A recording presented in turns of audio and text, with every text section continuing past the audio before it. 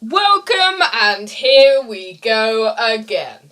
Now today, I'm here to do a film review, and it seems like the only film reviews I do are Marvel film reviews at the moment.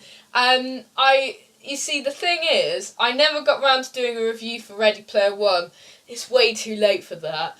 And when Star Wars The Last Jedi came out, I was really ill, so I had a Star Wars Last Jedi review, and then I never published it, so that's where that went. Anyway, last weekend, I just didn't get time to do a video, but last weekend, so the weekend that Infinity War was released, I went to watch said Infinity War film, and I'm here a week later to share my thoughts. Originally, I was going to do a Too Good, Too Bad podcast on it, but I think I'm just going to stick it to a YouTube review and then do stuff that I wouldn't do film reviews on otherwise. Also, later on in the video, I'm going to be sharing my top 5 Marvel movies so far.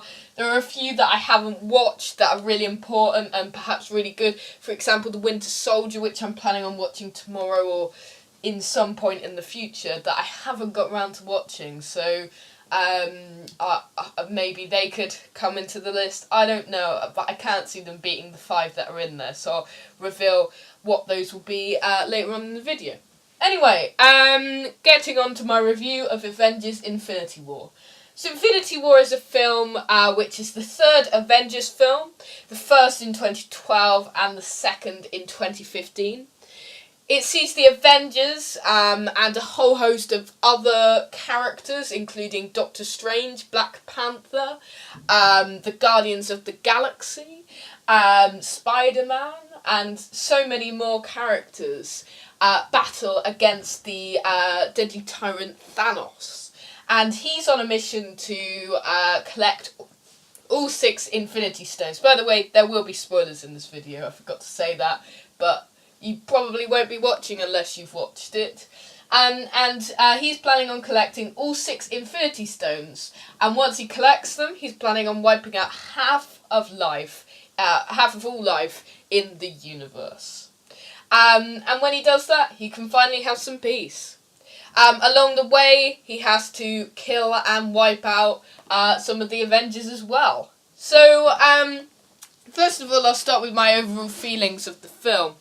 I thought originally, with films like this, and, well, there's something that I liked about Captain America Civil War. I only got around to watching it recently, but one of the things I liked was it added so many characters to it, and it didn't feel crowded.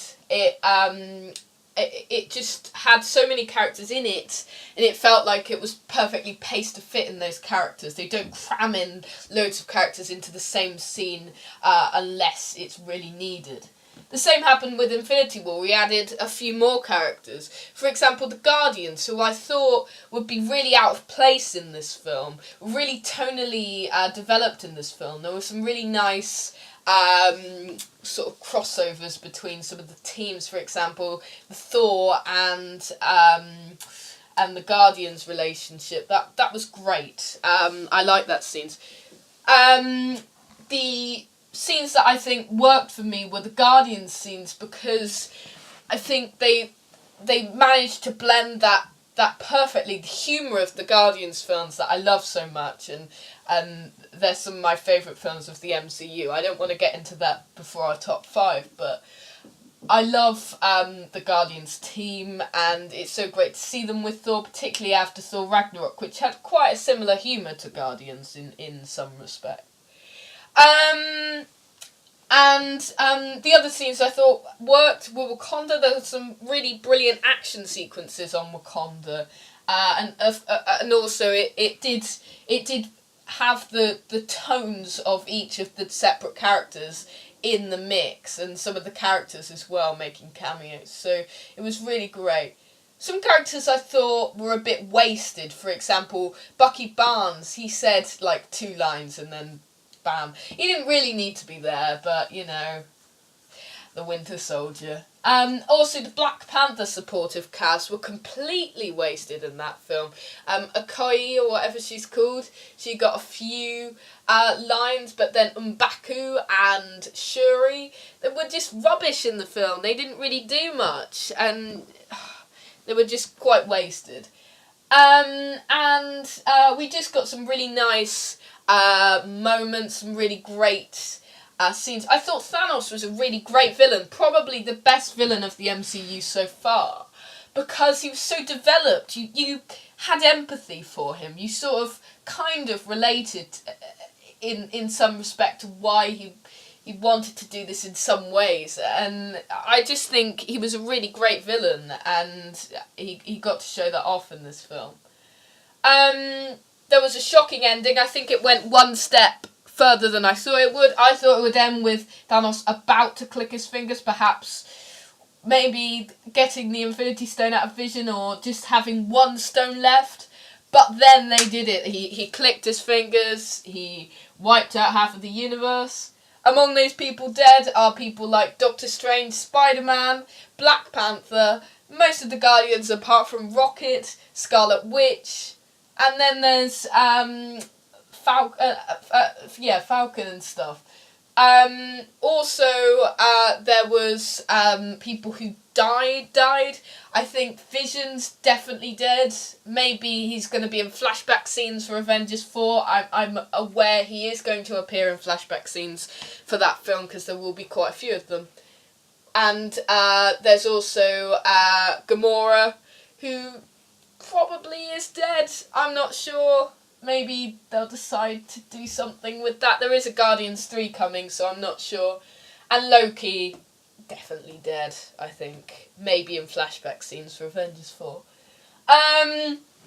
Overall, though, the film was really great. It was better than I was expecting. I was expecting it to have quite a few problems. I came out pleasantly surprised. It was so great for this kind of film, and it was everything we wanted. I don't think many fans have been disappointed by the film. I think it was what we wanted, and it was so great. All in all, there's a few things that I didn't really like about it.